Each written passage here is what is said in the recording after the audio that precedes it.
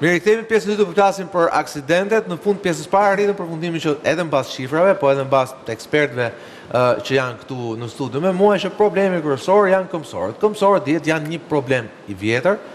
Ka lidhje me kulturën, ka lidhje me mentalitetin, ka lidhje me mungesën e rreptësisë nga policia dhe dhëmendjes ndaj këmbësorëve, dhe janë ata pra mjetet e reja që tha edhe specialistë disciplinë, sidomos pas Covidit, që dolën modë në gjithë Europën, pra mjetet e reja motorike me dy rrota, por që te temi ende ka një mungesë të legjislacionit. Në fakt, mungesë e legjislacionit mund të ketë, por ne dim që ka një legjislacion të lidhur me kubaturën e motorave. Pra edhe janë sa motocikleta të lehta që normalisht mund t'i japësh edhe pa patur patent. Pra edhe temi nga hyrpame ligjore nuk është një problem i ri.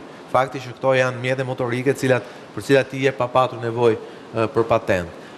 Ajo që mendoj unë është problemi, është që nuk ka një mungesë vëmendje nga policia rrugore ndaj tyre. Pse? Për shembull, nëse po marr prap Tiranën, me që është sigurisht metropoli, ku jetojnë e punojnë gjatë ditës 1 milion veta. Në shumicën e rrugëve akseve kryesore të Tiranës ka segmente të dedikuara për bicikletat. Në shumicën e akseve, po. Por ama ne që qarkullojmë me makina, ne këtej, shikojmë që shumë për tyre vazhdojnë dhe qarkullojnë mes makinave. Dhe problemi është që rrezikojnë jetën e tyre, pastaj kur kryqëzohet edhe me këmbësorët që edhe ata kalojnë mes makinave, sigurisht rreziku dyfishohet.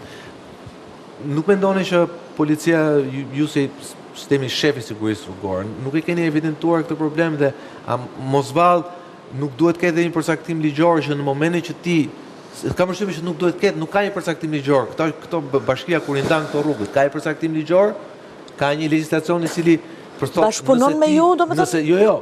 Ideja është, nëse ti për shembull, sot mbas ligjit, nëse unë duhet të presë një këmbësor të kaloj gjithë vijat e bardha dhe këmbësori tjetër mos ketë shkelur këmbën e parë tek vija. Pra unë duhet të kaloj kur realisht ka kaluar këmbësor dhe nuk ka asnjë këmbësor në pamje që është duke kaluar rrugën. Unë e di këtë, sepse kam kaluar provimin. Dhe e di që kjo ka një pasojë në kod penal dhe unë e vuaj unë pasojë nëse unë e shkel.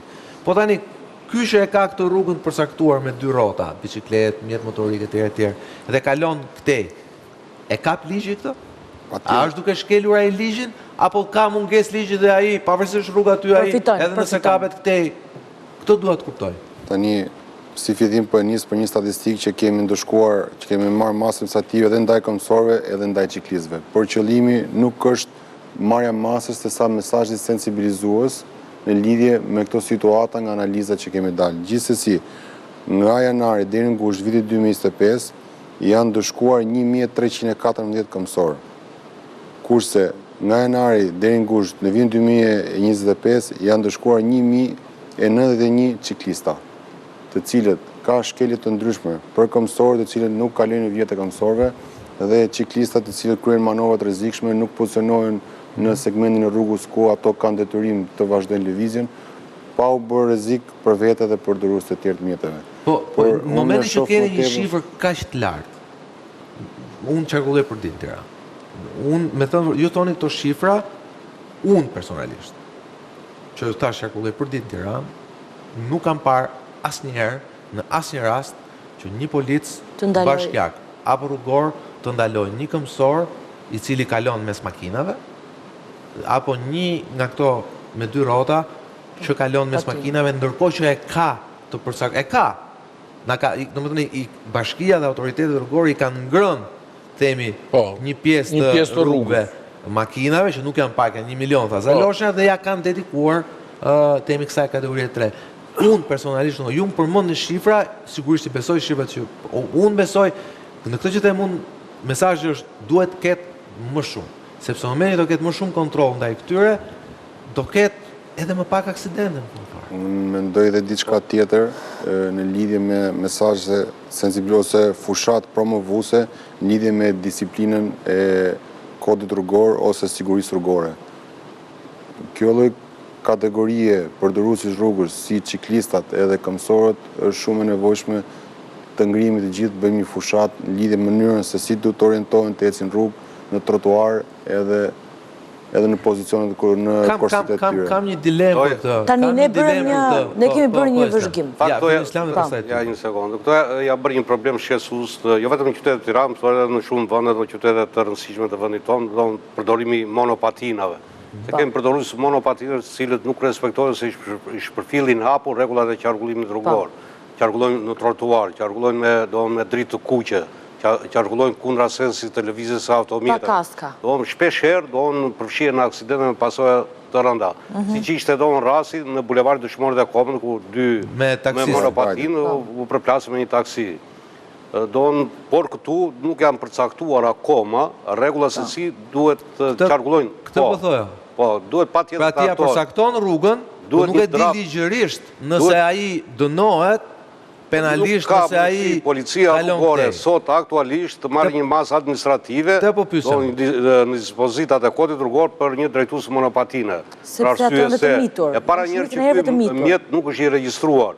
Duhet patjetër janë pa targa ato. Duhet patjetër jo të ketë. Patarga mund të jenë më zalosha, po ata fëmijët e shkret që bën aksidentin e kanë targën ballë që janë kalamaj. Të ketë një numër identifikimi. A mund të hipin ata aty në atë?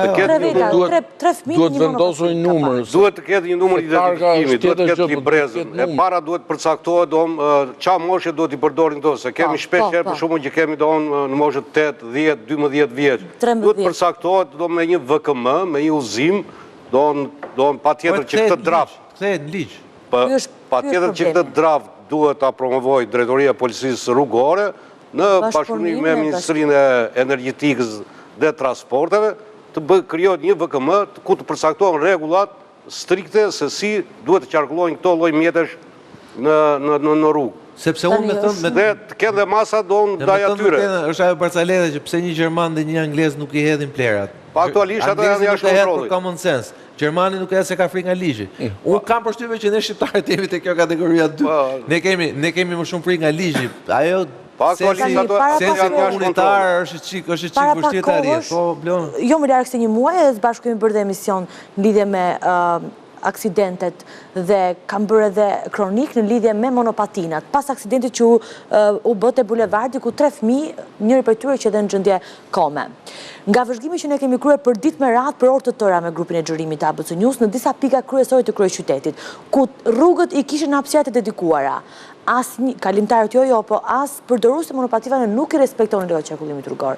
Në disa raste kemi qenë rregullat, po siç thot Islami, nuk ka se çfarë rregull të respektojnë se nuk ka rregull. Në një rast, punari duhet të përcaktosh rregullat. Efektivi rrugores. Dhe pastaj të ruash zbatimin e tyre. Efektivi rrugores përpara kamerës i ndalon. Ai ishte 13 vjeç, edhe më thot, "M'fal, ç'a të bëj unë tani përveç se e këshilloj këtë fëmijën? Ç'a mund t'i bëj?" Sepse unë nuk kam mundësi të bëj asgjë. Janë kufizuar përveç këshillimit. Unë s'më të marr asnjë mas tjetër, sepse ai është 13 vjeç, monopatina është një mjet i cili nuk është i targetuar, pra nuk ka targa, as ai do më thënë as qas numër shasi, as po, akoma nuk është targetuar. Po jo, ajo pastaj bën lidhje me disiplinën. Ka krijuar ngërç, edhe me policin bashkiake, edhe me rrugoren, dhe me gjitha institucionet të cilat blokon dhe monopatinën polici rrugor, se ku ta çojë të monopatinën, si ta bëj procedurë balin, se nuk ka, një numër identifikimi ku ai të veprojë. Ka diçka që ato janë të ndarë klasifikuar si mas nga deri në 25 km/h klasifikohet biciklet. Nga 0,25 deri në 45 klasifikohet ciklomotor. Nga 0,45 e lartë bëhet klasifikimi të motomjetet. Po këto shumica këtyre çka kubature janë këto? Tani varet nga monopatina, nga shpejtësia dhe fuqia që ato kanë. Monopatinat hyn ndërmjet bicikletave dhe ciklomotorave. Si kategori. Nuk e dia e di policia, po shumica këtyre me motor, këtyre patina me motor, nuk kanë frena. Pra, nuk e dia e dini ju këtu. Shumë prej këtyre, unë kam folur me disa që i përdorin, pra shpejtësia e këtyre ulet duke hequr këmbën nga gazi, po nuk kanë një pedal frene. Dhe unë nuk e di se si mund të lejojnë këto mjetet të qarkullojnë në rrugët e qyteteve tona. Pra një mjet, bicikleta vërtet mund të jetë bicikletë, po ka frena. Ka frena, po. Ka frena.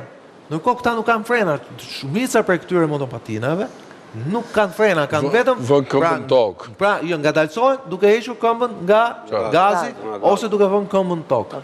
Unë mendoj që kjo është e patolerueshme. Unë mendoj që kjo është patolerueshme dhe është e palishme. Sepse vërtet bicikleta apo motor, po besoj që aty klasifikohet që duhet kenë frena. Shumë për këtyre nuk kanë zoti Kerka.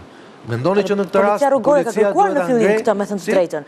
Në fillim kur këto mjete filluan të shtoheshin dhe filluat këtë aksidente, policia rrugore ka kërkuar që të merren masa konkrete, por askush nuk ka marrë masa për këtë. Edhe rrugoria e Tiranës aso kohë, para 1 apo 2 vitesh, ka bërë disa kërkesa edhe në media, edhe zyrtarisht, edhe me njëri tjetër kanë bërë. Nuk kanë frena. Mjafton shkone e ka bërë kërkesën për ta verifikuar. Nuk kanë frena, pra ato e ulin shpejtësinë duke hequr këmbën nga pedali gazit, ajo ose duke po nuk kanë frena. Kjo është të mërshme, si më të është një makinë pa frena. Sepse gjithë e din, kush ju jeni specialistë në qarkullimit. Ja, e vetëm një pyetje e fundit, ju duhet ta dini të dy. Një mjet motorik, kur godet një qytetar, me sa kilometra në orë duhet eci që potencialisht i shkaktoj një dëm apo një fatalitet? Duhet tjetë pak, se varet qatë dëme. Po tjetë edhe me 25 km në orë, mjeti vogël. Edhe mjeti vogël, edhe me biciklet, mund ketë, po është plagosje lehtë. është plagosje lehtë. Pra të dëmton. Të dëmton. Ndërsa. Dhe ti një mjet tillë e lë të qarkulloj në Tiranë pa fren? Ndërsa. Kur vjen puna për vdekje dhe plagosje të rënda, dohen është motocikletë duhet jenë të siguruar, jenë të pëllë.